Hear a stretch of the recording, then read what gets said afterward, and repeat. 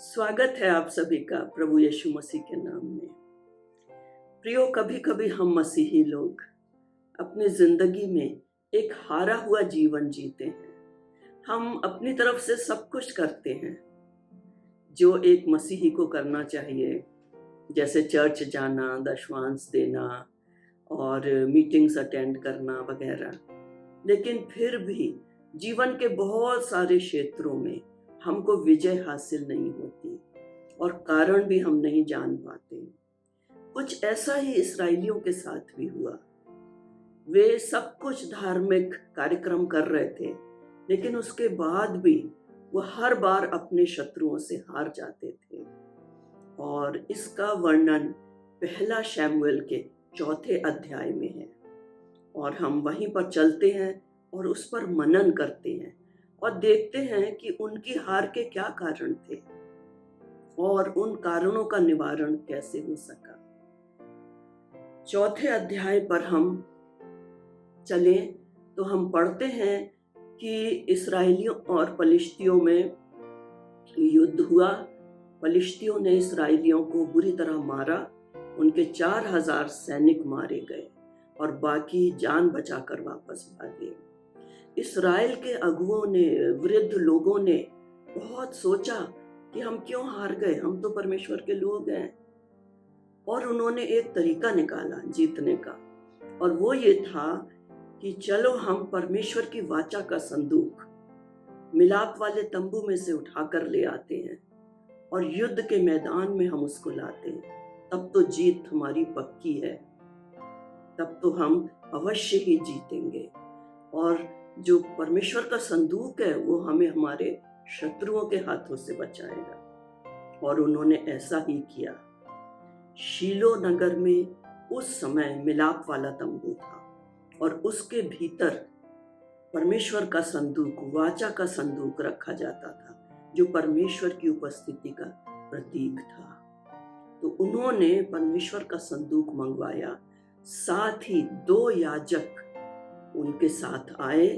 वो थे होपनी और पीनहास। ये दोनों एली के पुत्र थे, जो महायाजक था। और जब वाचा का संदूक युद्ध के मैदान में आया, इस्राएलियों ने बड़े शब्द से ललकारा, मानो ऑलरेडी वो जीत चुके हैं। इस तरीके से वो बहुत ही प्रसन्न हुए। लेकिन प्रियो, हुआ इसके कुछ उल्टा ही। जब अगला युद्ध हुआ पलिश्तियों से, पलिश्तियों ने इन्हें और भी बुरी तरह से मारा और इनके 30,000 लोग सैनिक मारे गए और बहुत ही हाहाकार मचा, बहुत मारकाट हुई। परमेश्वर की वाचा का संदूक पलिश्तियों ने छीन लिया और दोनों याजक जो थे एली के पुत्र, वे भी दोनों मारे गए। इस तरीके से जो इन्होंने सोचा था उसके एकदम उल्टा हुआ और इनको समझ में नहीं आ रहा था कि ऐसा क्यों हुआ। और हम चलिए देखते हैं कि वो कारण क्या थे जिनकी वजह से इस्राएली अपने शत्रुओं से हार रहे थे। ऊपर से देखने में तो सब कुछ ठीक ठाक लगता था, सब कुछ अच्छा अच्छा लगता था।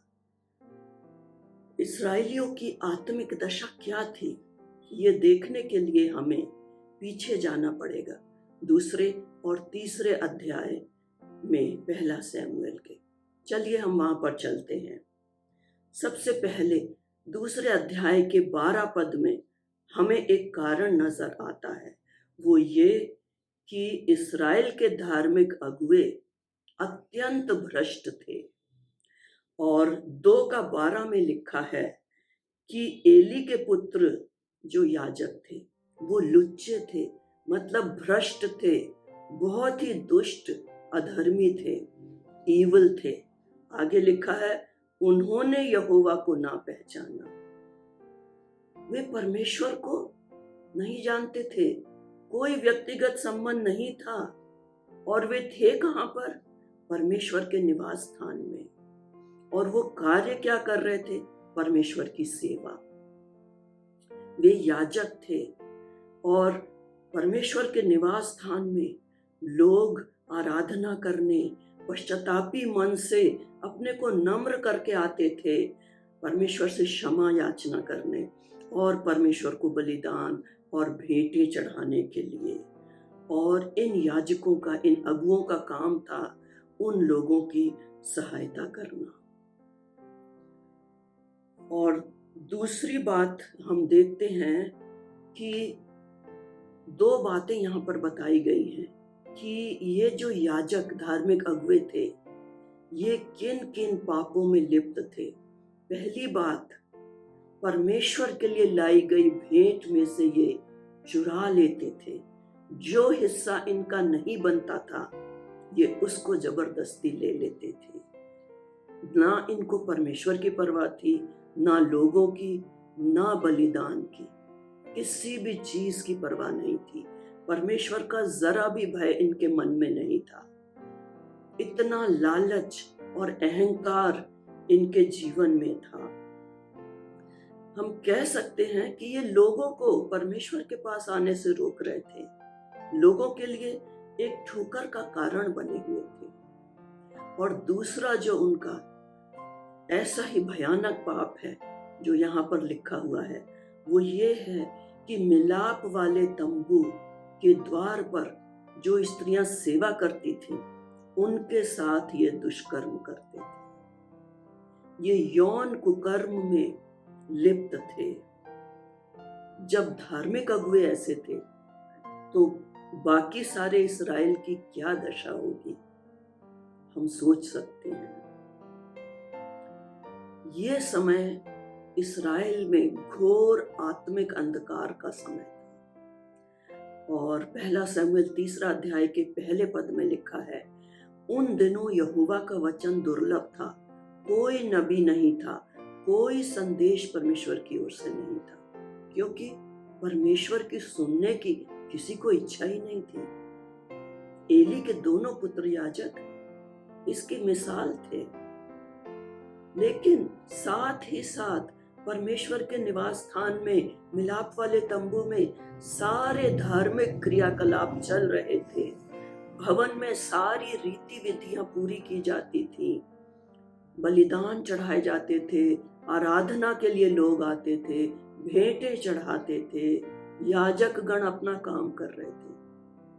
तो हम देखते हैं कि सारे धार्मिक कार्य एक ढोंग थे, खोखले थे, एक आडंबर था, दिखावा था।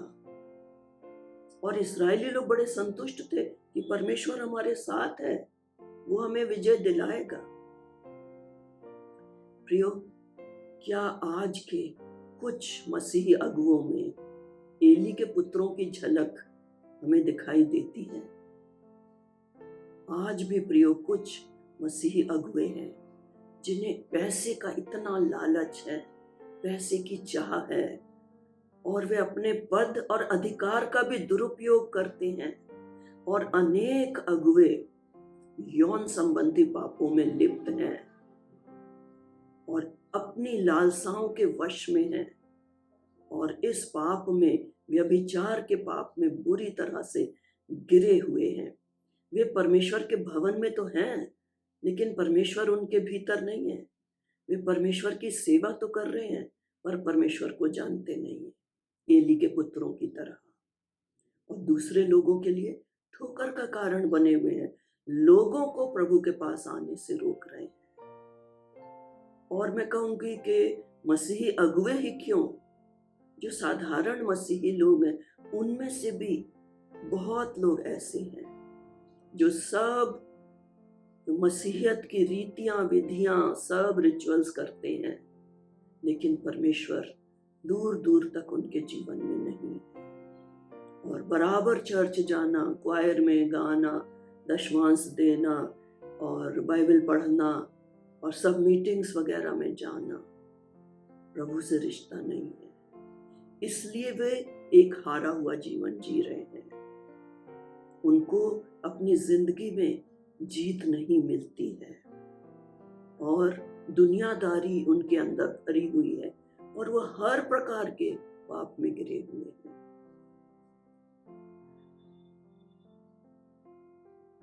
इस्राएलियों ने अपने को जांचने और पश्चाताप करने के बजाय क्या हल निकाला कि चलो परमेश्वर का संदूक हम युद्ध में ले आते हैं, उससे तो हमें जीत मिलेगी मिलेगी। ये यहाँ पर क्या कर रहे थे? परमेश्वर के संदूक को एक जादुई छड़ी की तरह इस्तेमाल कर रहे थे, एक जादुई फॉर्मूले की तरह यूज कर रहे थे, एक मंत्र की तरह कि ये तो हमें विजय दिलाए। लेकिन हुआ इसके उल्टा। परमेश्वर उनको ये बताना चाह रहा था कि मैं तुम्हारे साथ नहीं हूं, क्योंकि तुमने मुझे अपनी जिंदगी से निकालकर फेंक दिया है।